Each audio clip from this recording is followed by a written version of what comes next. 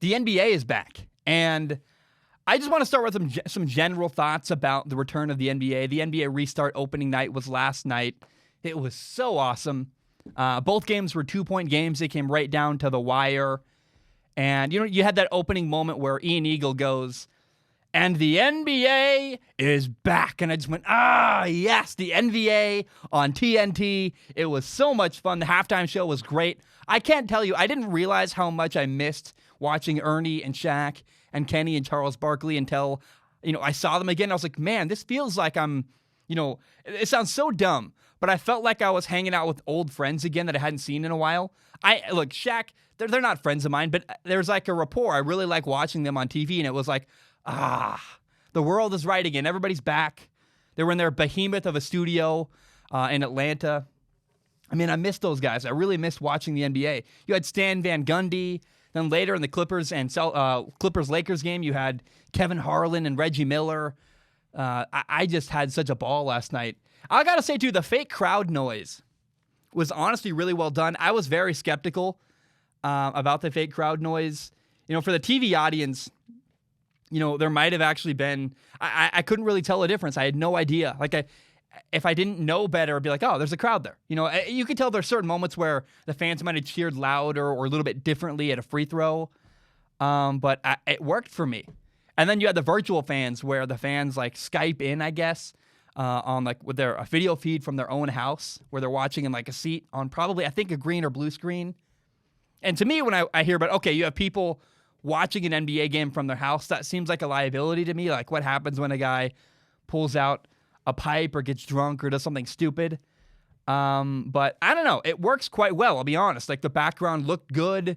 The game was great. I think baseball really suffers a little bit from having no fans because there's all these long pauses without baseball and a lot of pause from action. And you really feel the emptiness of a stadium when you watch a baseball game. When you watch an NBA game without a live crowd, it actually, the way they're doing it, it really didn't feel any different for the TV audience, for me watching. I do bet it's weird for the players. I got to wonder, what's it like to have, you have fake crowd noise being, pumped in. When LeBron hits a three-pointer and you hear fake crowd noise, is that weird? Or you're it's clearly not real. I don't know how it would feel. For me, I think it would be a little bit unsettling.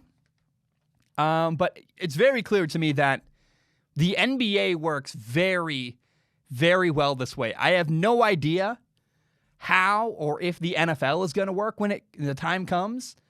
But I got to say, I am sold on the NBA as a product. It was a great time. It was really good. I also, weird side note, I really liked that the NBA coaches got to wear polos instead of, a full suit.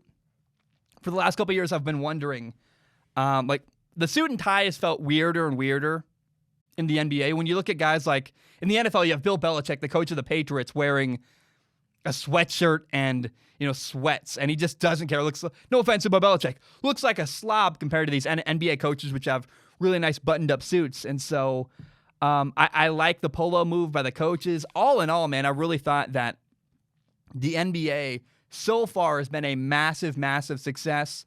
There's no coronavirus in the bubble, and guys are doing well. The games are great. A lot of goodwill. I think the NBA is a better product than the MLB right now. Baseball's got a lot of problems. NBA is really up to the ante. They're doing a great job. And again, not having a crowd, there was very little impact on the television audience. It was a phenomenal product, and I really loved it.